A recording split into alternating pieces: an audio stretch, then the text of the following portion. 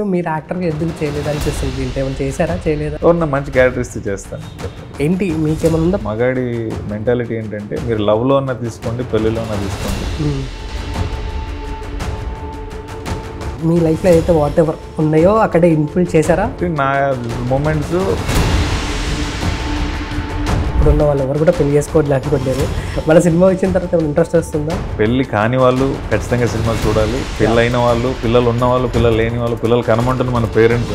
దీంట్లో వెన్నెల కిషోర్ క్యారెక్టర్ మాత్రం నాకు బాగా నచ్చింది. రాజేంద్ర ప్రసాద్ గారు జడ్జి, అవును, ప్రభాస్ శ్రీని గారు, వెన్నెల కిషోర్ గారు, సుహాస్ గారు, దిల్ రాజు గారి రియాక్షన్ సినిమా ఇచ్చిన తర్వాత. నేను చెప్పిన నరేషన్ ట్రాన్స్లేట్ అయిందా లేదా స్క్రీన్ మీద కానీ క్వశ్చన్ అడుగుతాను. ఆ విషయంలో ఆయన వెరీ హ్యాపీ. సువాసనని ఇంక్లూడ్ చేయడానికి కలరు, ఫ్లేవరు ఇంకా న్యాచురల్, ఇంకా రియలిస్టిక్గా అయిందని నాకు అది చాలా ప్లస్ అయిందని అనుకుంటున్నాను. వాట్ ఈస్ ద డిఫరెన్స్ ఆ జనరేషన్కి ఈ జనరేషన్కి? ఇప్పుడు హాస్పిటల్స్ ఖర్చులు, స్కూల్ ఖర్చులు, కాలేజ్ ఖర్చులు ఏ రేంజ్కి పోయినాయి. ప్రభుత్వాన్ని క్వశ్చన్ చేస్తున్నట్టు అనిపించింది.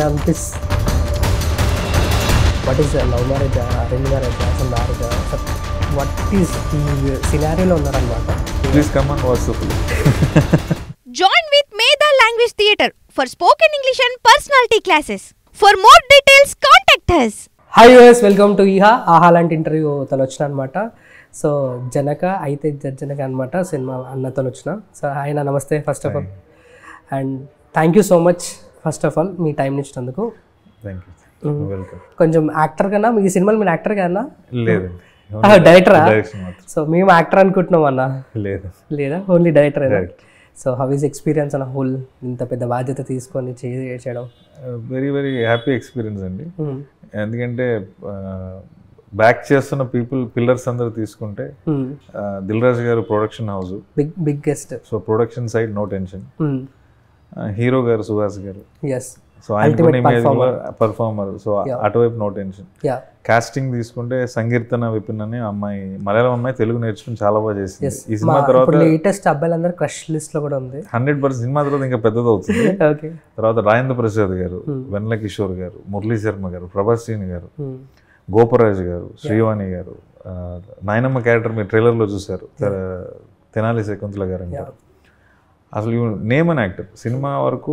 So casting side no tension. Best technicians ఉన్నారు. సాయి శ్రీరామ్ గారు కెమెరామెన్ గారు, రామ్ గారు ఆర్ట్ డైరెక్టర్, విజయబుల్ గారు మ్యూజిక్ డైరెక్టర్ గారు, పీకే అని సుహాస్ గారితోనే చాలా సినిమాలు ఎడిటింగ్ చేశారు. వేరే బయట మూవీస్ కూడా చేశారు, అడ్విశేష్ గారితో చేస్తుంటారు. Super super. సో ఇంతమంది మంచి టెక్నీషియన్స్, మంచి ప్రొడ్యూసర్, మంచి హీరో, మంచి కాస్టింగ్, నాకేం టెన్షన్ లేదు.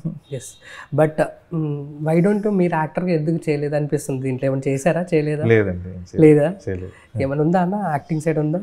ఎవరన్నా మంచి క్యారెక్టర్ ఇస్తే చేస్తాను డెఫినెట్గా. మీ రైటింగ్లో ఏం లేదా? వీళ్ళు ఇప్పుడైతే చేయలేదు ఈ సినిమా. ఎస్, కానీ ఐ థాట్ మీ లైన్కి చాలా హ్యాపీగా ఫీల్ అవుతున్నా.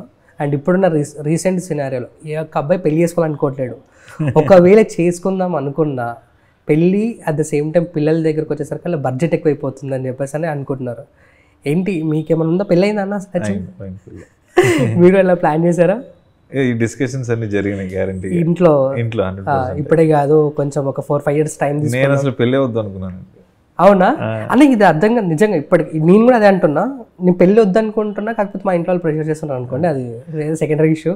ఎందుకు మనం వద్దనుకుంటాం, మళ్ళీ దాంట్లోనే పడుతుంటాం. మన మేల్ మగాడి మెంటాలిటీ ఏంటంటే మీరు లవ్లో అన్నా తీసుకోండి, పెళ్ళిలో అన్నా తీసుకోండి, ఇప్పుడు కాదు సెటిల్ అయిన తర్వాత అనేది మనకి న్యాచురల్గా అనిపిస్తుంది. అవును, ఎందుకంటే men are somehow trained are somehow groomed అనుకోండి, లేదా మన ఇన్స్టింక్ట్ అదేమో వీ వాంట్ టు ప్రొవైడ్. అమ్మాయిలు పని చేస్తారు, సంపాదిస్తారనే ఆప్షన్ ఒకటి ఉందని మనం యాక్సెప్ట్ చేయడానికి టైం పడుతుంది. అవును. సో మన లవ్లో కూడా ఉన్న అమ్మాయిని మనం చాలా కష్టపడి తిరిగి మన అమ్మాయి మనకు పడినా, పెళ్ళి అనగానే ఈ జాబ్ ఒకటి ఫినిష్ అవ్వాలి, లేదా అకౌంట్లో ఇంత డబ్బులు రావాలనో, లేదా ఇది ఒక చిన్న స్టెప్ ఉంది, అది రీచ్ అయిన తర్వాతనో మాట్లాడుకుంటుంటాం. సో అది మన ఇన్హెరెంట్గా మన నేచర్లోనే ఉంటుంది. అందుకని అందరం కామన్గా అలాగే ఆలోచిస్తాం. సెటిల్ అయిన తర్వాత, ఇంత సంపాదించాక, ఈ ఉద్యోగం కొట్టాక అని అనిపిస్తుంది.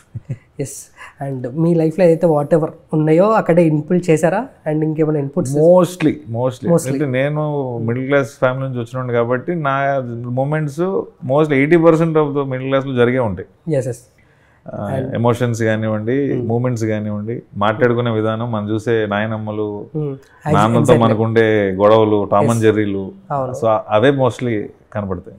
అండ్ రీసెంట్లీ అంటే ట్రైలర్లో చూసినట్టుగానే నా ఫ్రెండ్ హరీష్, అరే పేరు వచ్చేసి సార్ ఏమనుకోకు, వాడు ఇప్పుడే కాదు కొంచెం ఒక 5-6 years ప్లానింగ్ చేసుకుందాం, ఫైనాన్షియల్ సెటిల్ అయిన తర్వాత పిల్లల్ని అనే థాట్ వచ్చింది. ఎందుకంటారన్నా ఇంత 5-6 years ప్లానింగ్? ఫైనాన్షియల్గా మనం చాలా అంటే వెనుకబడి ఉన్నామా లేదంటే ఎట్లా? 5-6 years లేకపోతే 2-3 years అనేది పీరియడ్ మన చేతిలో లేదు. బికాజ్ అది ఒక ఇమాజినరీ టైం పీరియడ్. ఈ టైంకి చేస్తే నేను ఇంత సంపాదించేస్తానేమో అనుకుంటా. వాటి యాక్చువల్ టైంతో పాటు ఖర్చులు కూడా పెరుగుతూనే ఉంటాయి. అవును. బట్ ఏదన్నా ఒక కోర్స్ బీటెక్ అనేది ఒక కోర్సు, ఈ 4 ఏళ్ళలో చేయాలంటే ఇంత అమౌంట్, సంవత్సరానికి ఇంత 4 ఏళ్ళు అయిపోద్ది అంతే. బట్ ఒక ఒక బేబీ అంటే అదొక 25 years ప్రాజెక్ట్. వాళ్ళు పుట్టక ముందు నుంచే ప్రెషర్ ఖర్చులు స్టార్ట్ అయితే, పుట్టిన తర్వాత హాస్పిటల్స్, డెలివరీలు, స్కూళ్ళు, కాలేజీలు, గ్రాడ్యుయేషన్లో వాడు ఉద్యోగం చేస్తాడో తెలియదు, అమ్మాయి అయితే సెటిల్ అవుద్దా, మంచోడు దొరుకుతాడా, ఒక అల్లుళ్ళు అంటాడు, పెళ్లి చేయాలి కదా, ఇన్ని ఖర్చులు ఇన్నోళ్ళు ఉన్నాయి కాబట్టి ఆ ప్రెషర్ గ్యారంటీగా ఉంటుంది. అందుకని అలా ఆలోచిస్తాం. బట్ ఇప్పుడున్న సినారియోలో ఇప్పుడున్న వాళ్ళు ఎవరు కూడా పెళ్లి చేసుకోవట్లేదు అనుకోవట్లేరు. మన సినిమా వచ్చిన తర్వాత ఏమైనా ఇంట్రెస్ట్ వస్తుందా? క్లారిటీ వస్తుంది. వద్దునా చేసుకోవాలన్నా అది మీరు చూసాక చెప్పండి. But you will have all the questions answered. పెళ్ళి కాని వాళ్ళు ఖచ్చితంగా సినిమా చూడాలి. పెళ్ళైన వాళ్ళు, పిల్లలు ఉన్న వాళ్ళు, పిల్లలు లేని వాళ్ళు, పిల్లలు కనమంటున్న మన పేరెంట్స్ అందరూ కలిసి చూస్తే ఎక్స్ట్రాడినరీగా ఎంజాయ్ చేస్తారు. లాట్ ఆఫ్ ఆన్సర్స్ వస్తాయి. But court cinema was amazing అన్న. దాని మీద వేయడం ఏంటన్న కేసు నాకు అర్థం కావట్లేదు. Actually it's right. మీరు దేని మీదైనా కేసు చేయొచ్చు. అది పని చేయట్లేదు కేసు చేయడం, నాకు ఇప్పటికీ అది ఉండొచ్చు అంటారా అలా? You can file case on any product.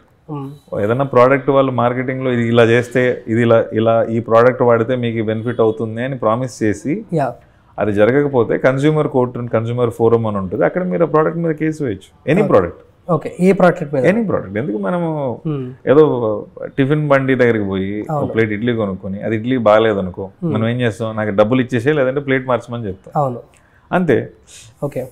దీనికి కొంచెం సాఫిస్టికేటెడ్ జోన్ ఏంటంటే కేసు వేయాలంటే ప్రోడక్ట్ మీద వెళ్ళాలంటే కన్స్యూమర్ కోర్టుకి వెళ్ళాలి. ఓకే. సో దీంట్లో వెన్నెల కిషోర్ అన్న క్యారెక్టర్ మాత్రం నాకు బాగా నచ్చింది. మీ లైఫ్లో అలా ఎవరైనా ఉన్నారు అట్లా? ఉన్నారు, చాలా మంది ఉన్నారు. వెన్నెల కిషోర్ గారి క్యారెక్టర్ ఈ సినిమా చూసిన తర్వాత ఐ థింక్ మీతో పాటు థియేటర్ నుంచి ఇంటికి కూడా వస్తారు అనిపించింది. అంటే ఆయన గురించి తలుచుకుని నవ్వుకుంటాం. ఎస్. బ్యాకప్లో మీరు బాగా వర్క్ చేసిన ఈ సినిమాకి బాగా రిస్క్ అయ్యి వర్క్ చేసిన సీన్స్ అంటే ఏమైనా ఉండొచ్చు? సీన్స్ కానీ మూమెంట్స్ కానీ? కోర్ట్ పోర్షన్ సినిమాలో చేసిన కోర్ట్ పోర్షన్స్కి, ఎందుకంటే రాజేంద్ర ప్రసాద్ గారు జడ్జి, ప్రభాస్ శ్రీని గారు, వెన్నెల కిషోర్ గారు, సుహాస్ గారు, మన హీరోయిన్ సంకీర్తన ఉంది కొన్ని సీన్స్లో, మురళీ శర్మ గారు ఉన్నారు. సో నాకు డెబ్యూలో ఇంత పెద్ద కాస్టింగ్ కుదరటం, ఆ కోర్ట్ పోర్షన్ ఎందుకంటే main soul of the film అంతా అక్కడ ఉంది. సో ఆ పోర్షన్ వరకు డెఫినెట్గా చాలా క్వశ్చన్స్ వచ్చినాయి. అంటే డీల్ చేయగలుగుతామా లేదా, ఎందుకంటే అంతమంది యాక్టర్లు ఒకేసారి డెబ్యూ డైరెక్టర్ అంటే ట్రస్ట్ అంత ఈజీగా రాదు. సో ఆ పోర్షన్ వరకు రైటింగ్ సైడ్ కానీ మేకింగ్ సైడ్ కానీ నాకు మా కెమెరామెన్ గారు ఉండడం వల్ల సగం ఇష్యూస్ తీరిపోయినాయి. కానీ కొంచెం కేర్ఫుల్గా చేసిన పోర్షన్ అది. And what was Dil Raju గారి రియాక్షన్ సినిమా చూసిన తర్వాత? చూసారండి. What was reaction? Very happy. నేను ఎప్పుడు కామన్గా అడిగేది ఏంటంటే, ఎవరైనా నెరేషన్ చెప్పిన తర్వాత, సినిమా తీసిన తర్వాత నేను చెప్పిన నెరేషన్ ట్రాన్స్లేట్ అయిందా లేదా స్క్రీన్ మీదకి అనే క్వశ్చన్ అడుగుతాను. ఆ విషయంలో ఆయన వెరీ హ్యాపీ. సో ఇప్పుడున్న మన సినారియోలో అయితే మాకు ఆడియన్స్కి బాగా నచ్చుతుంది. అందులోనూ సుహాసన ఇస్ అ పర్ఫార్మెన్స్ అంటే ఇచ్చి పడేస్తాడు 100%. సో సుహాసనానికి ఇంక్లూడ్ చేయడానికి రీజన్ ఏమైనా ఉందో? స్పెసిఫిక్ రీజన్ అంటే ఏం లేదండి. బట్ ఇలాంటి కథ సుహాస్ గారి మీద అయితే చాలా బాగుంటుందని రాజు గారు చెప్పడం, ఇమీడియట్గా నేను నెరేషన్ చెప్పడం, ఆయన చెప్పంగానే ఓకే చేస్తే అసలు 1 minute కూడా తీసుకోలేదు. సో ఇంకా ఆయన ఓకే చేసిన తర్వాత కథకున్న కలరు, ఫ్లేవరు ఇంకా న్యాచురల్, ఇంకా రియలిస్టిక్గా అయిందని నాకు అది చాలా ప్లస్ అయిందని అనుకుంటున్నాను. ఎస్. మీ ట్రైలర్లో చూసినప్పుడు సుహాసన్ ఒక డైలాగ్ అంటాడు, ఎలా కన్నారా మీరు 12 మంది క్రికెట్ ప్లేయర్ని కనేసాడు, ఇప్పుడు మాకు కొన్ని కనాలంటే. What is the difference? ఆ జనరేషన్కి ఈ జనరేషన్కి ఏం డిఫరెన్స్ వచ్చింది మనం ఇంత తీసుకున్నాం? Actually very big 16 marks question అడిగారు మీరు. అంటే అప్పట్లో ఇంత క్యాలిక్యులేషన్స్ కూడా అంత ఉండేది కాదండి. అందుకే నాయనమ్మ సరదాగా అంటే మరి సెటైర్గా అనుకొని నవ్వుకోవచ్చు, కానీ మాకు పెద్దగా పని ఉండేది కాదురా అంటది. నిజమే, అప్పట్లో ఇంత డిజిటల్ ప్లాట్ఫామ్ లేదు, ఇంత ఫోకస్గా చేయాల్సింది. అంటే పల్లెటూర్లలో వీధి బోర్డులను ఉండేవి, లేదా ఒక 5 kilometers నడిచిపోతే ఒక స్కూల్ ఉండేది. ఎంత ఉండేది? 5 రూపాయలు ఫీజు ఉండేది. ఇప్పుడు హాస్పిటల్స్ ఖర్చులు, స్కూల్ ఖర్చులు, కాలేజ్ ఖర్చులు ఏ రేంజ్కి పోయినాయి. అందుకని మన జనరేషన్ డెఫినెట్గా 10 సార్లు ఆలోచిస్తాం కిడ్స్ అంటే. సో ఆ డిఫరెన్స్ అప్పటికి ఇప్పటికి చాలా ఉంటుంది. నాకు తెలిసి మీరు బాగా ప్రభుత్వాన్ని క్వశ్చన్ చేస్తున్నట్టు అనిపిస్తుంది. ప్రభుత్వానికి లేదు అంటే ఎందుకంటే ఎడ్యుకేషన్ సిస్టమ్స్ గురించి మాట్లాడుకోవచ్చు, అంటే పిల్లల గురించి మాట్లాడుకుంటే ఎడ్యుకేషన్ సిస్టమ్ గురించి మాట్లాడుకోవాలి, హాస్పిటల్ సిస్టమ్ గురించి మాట్లాడుకోవాలి, అండ్ ఇవన్నిటి గురించి మాట్లాడుకోవాలి. అందుకోసమే మనం భయపడుతున్నాం, లేకపోతే భయపడేటోళ్ళం కాదు. ఏమైనా క్వశ్చన్ గవర్నమెంట్ మనం ఏం క్వశ్చన్ చేయట్లేదు. మనకున్న అప్రహెన్షన్స్ ఏంటి, మనకున్న ఆలోచనలు, ఇన్సెక్యూరిటీస్. ఇప్పుడు మనకి నేను బెస్ట్ ఇవ్వలేను కాబట్టి నాకు పిల్లలు వద్దు అనుకునేది ఒక రకమైన ఇన్సెక్యూరిటీ. ఎందుకంటే నాకు రేపు పొద్దున మన ఫాదర్స్ని చాలా విషయాల్లో తిట్టుకుంటాం, మన తల్లిదండ్రులని. నేను ఒక స్పోర్ట్స్ బైక్ అడిగితే నాకు మామూలు బైక్ కొని పెట్టాడు అనుకుంటా, ప్రతి ఇంట్లో జరిగింది. 100%. మరి అదే క్వశ్చన్ నేను నీ కొడుకు నీ కూతురు అడిగితే తీసుకోగలమా? Is an insecurity. సో అది డిస్కస్ చేస్తున్నాం తప్ప ఎవరినో నిలదీయాలనో క్వశ్చన్ చేయాలనో అయితే కాదు. యాజ్ అన్ మీరు యంగ్స్టర్స్కి ఇప్పుడున్న వాళ్ళకి వాట్ ఈస్ లవ్ మ్యారేజా, అరేంజ్ మ్యారేజా, అసలు మ్యారేజా, అసలు వాట్ ఈస్ ఈ సినారియోలో ఉన్నారనమాట. చాలామంది అయితే వద్దనుకుంటున్నారన్న, టు బి హానెస్ట్గా చెప్తున్నా. అవునా కదా 100%. ఇప్పుడు సో వాళ్ళకి ఏమన్నా చెప్తారా అంటే యంగ్స్టర్స్కి? Please come and watch the film.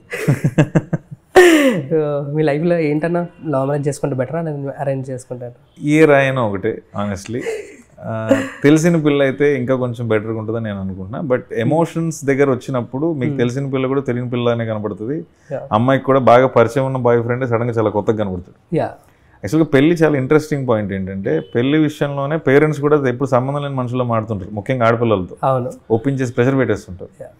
So అది ఇట్స్ అ హ్యూజ్ డిబేట్ అండి. ఒక వర్డ్లో అయితే గ్యారంటీగా చెప్పలేను. But when you make a decision, go for it is my thing if somebody asks. Yes. And ఈ సినిమాలో సుహాసన క్యారెక్టర్ చాలా సింప్లిఫైడ్గా ఒక నార్మల్ మిడిల్ క్లాస్ అబ్బాయి జాబ్. సో ఏమైనా డిఫరెన్సెస్ ఆ క్యారెక్టర్ పెట్టడానికి, ఆ జాబ్ పెట్టడానికి? లేదంటే ఏం లేదండి, చాలా సింపుల్ జాబ్. ఒక వాషింగ్ మెషిన్ కంపెనీలో service sales ఎగ్జిక్యూటివ్గా పనిచేస్తుంటారు. So sales and service ఇండస్ట్రీలో ఏంటంటే మీకు రోజుకు ఒక కస్టమర్ని కలుస్తాము. కస్టమర్ మన మీద చాలా బిహేవియర్స్, కస్టమర్ బిహేవియర్లు ఏమన్నా సరే మనం చాలా కంపోజ్డ్గా ఉండాలి. సో ఆ స్పేస్ చాలా యూనిక్గా అనిపించింది. నేను ఫస్ట్ సేల్స్ జాబ్ చేశాను 1 year.